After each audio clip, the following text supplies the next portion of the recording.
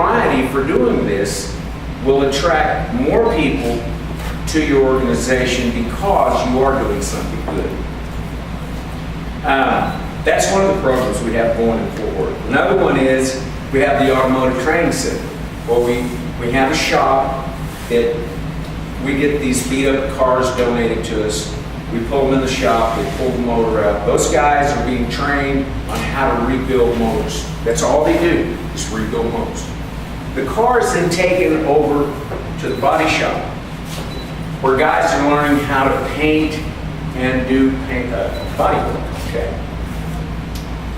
That car then goes over to the upholstery shop, where those guys are learning upholstery, and they're doing the upholstery for the entire car. The headliner, the door, the dash, the seats, everything, carpet on the floor. Then that car, from that point, goes over to another bin stall, where the guys tint the windows, they put the fancy wheels and tires on them, they put the stereos, they do all the lace-up work, all the bling bling on the car. That car then goes on to the lot for sale. When that car sells, that money goes right back into the organization. Keep going. Okay?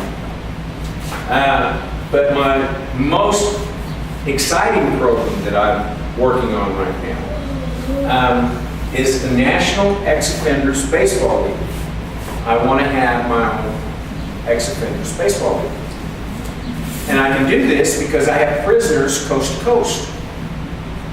And when these people get out of prison and they get into our reentry programs, as an extracurricular, they can participate. If you're the ages of 18 to 35, you can participate in a league team that plays other ex-offenders in other states.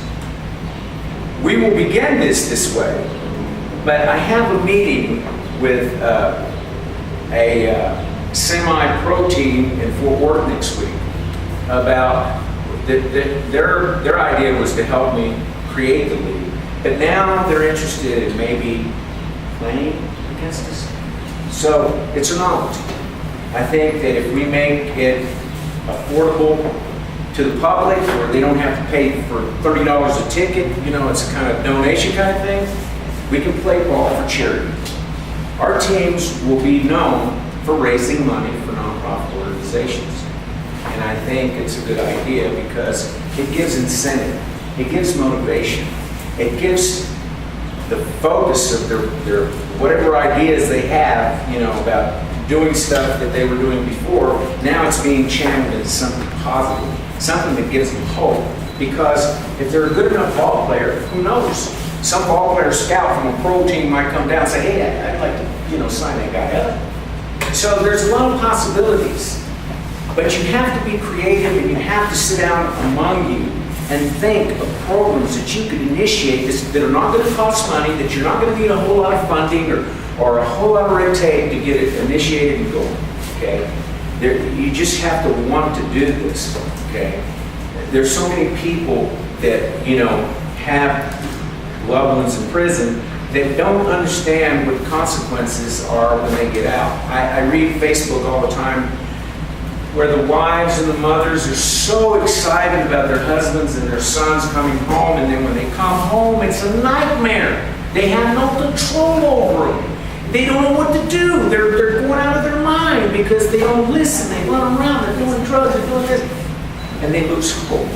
Okay? It's because there's no one out here helping these people, directing them in the right way. Okay? Not everyone that gets out of prison is going to think like I do and say, you know what, I'm not going back. I don't care what it takes, I'm not going back. I'm not ashamed to say that I picked up aluminum cans to take and sell, to buy dog food for my dogs, and some pop for me to drink at supper time.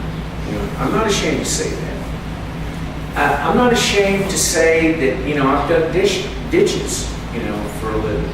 Or better yet, I've done very little of that. What I have done a lot of, I have proof of. I I have a stack of day labor receipts this thick where I had to work day labor because no one else would hire me. And so for about 3 or 4 years, that's all I did. I worked day labor. Sometimes I did jobs, sometimes I wouldn't. And so it was rough. But I was determined I would not go back. And I didn't want to go back. Because what they did to me in prison, you can read about it in the book, but what they did to me in prison is not something that you want to even witness in a movie. It was kind of like one of those dungeon kind of tortures where they chain you down and they beat you, and, it was that kind of experience. Okay? So when all this was happening to me because I was part of the Ruiz case, I told myself that if I ever got out, these people would pay. Not so much because of what they had done to me, but what I saw them do to other people. Okay? Because I used to wake up at night thinking I was still in prison, and all those dead guys were in the cell with me. It was a horrifying experience to wake up drenching in sweat doing that, And that was the first 2 years of getting out of prison. It was crazy. I would get up from the table and my family would look. In prison, you get up from the table, you do that means excuse me. It's just a habit, 18 years, almost 19 years of doing this. I got home and I started doing it at home. I'm laying on the couch, my mother went over there to touch me like that, jumped up and I almost hit her. Because I was institutionalized. But even more so, I was dehumanized. It took me 14 years to become human again. That's a long time for a man to live inside of himself. But it took a good woman. So I never talk bad about women here. It takes understanding. And it didn't necessarily have to be from a woman. It could be from a whole community. It could be from a group like yours. Those guys don't want anything but for someone to listen to them. And if that's all you do, you've done a lot. Because very few people care what they have to say or what it is that they want. It's the same way out here. It never changes. They're up against all odds. From the time they walk into prison, when they walk out, their life has been doomed. Unless we help, you're going to have the same scenario every year. New batch going in, new batch coming out. And things won't get any better in El Paso, Texas. Because whatever we do to help those guys in there, we can change that frame of mind, all of that will trickle onto our streets. Because those gang members in there, they relay all of their stuff back into our neighborhoods and they start recruiting young gang members, okay? So what we need to do is we need to give those people hope so that their mindset can begin to change and they can see some goodness in the future so that they can convey that to the young people in the neighborhoods that are starting to go wayward. How do I know this? We have 2 halfway houses in Fort Worth, Texas. On one side is the men's, on the other side it's the women's. In between is where the cars used to be parked, the garages. They took those garages and they turned them into stores. They have a clothing store, a shoe store, a grocery store, odds and ends, whatever.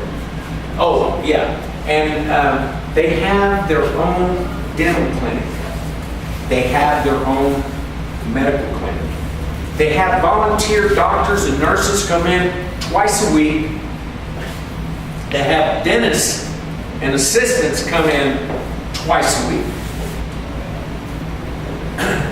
These apartments were infested with homeless people, prostitutes, drug dealers, shooting gallery, crack house. You know what these guys that were coming out of prison did? When they knew they were going to be in this program, they came over there and they said, "Hey, buddy, I just got out of prison, man, and I'm going to be living here, and you need to take the drugs going down the road, man. I appreciate it." They ran them off. They cleaned that whole apartment complex out, and they didn't lift a finger. All they said was, "I just got out of prison, and I'm going to live here, and you need to go." Yeah, okay, man, all right. And they left. You walk into, I wish I could take y'all there right now. You walk into one of these apartments, and you will think you walked into a millionaire's penthouse. Because those guys put all their effort in making their home a pleasant place to live. And while the windows have bars and the doors have bars, because it's a halfway house, you get turned loose in the daytime and you gotta get locked up at night, okay? You're not totally free yet. But these guys and the women, because one side's men, the other side's women, have done such a tremendous job in this community in Fort Worth, Texas.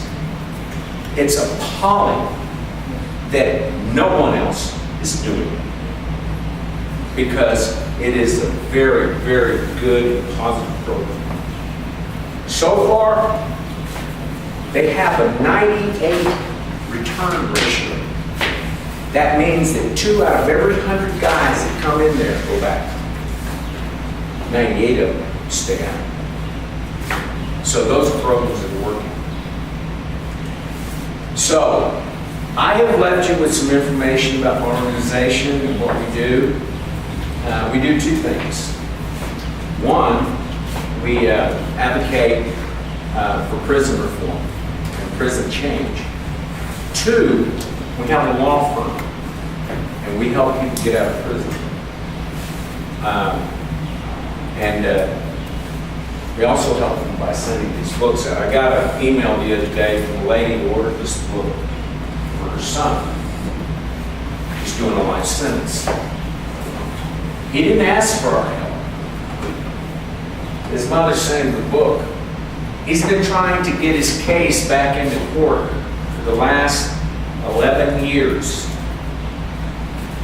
He just finished the book, and the court accepted his petition. Now his case is officially on appeal again.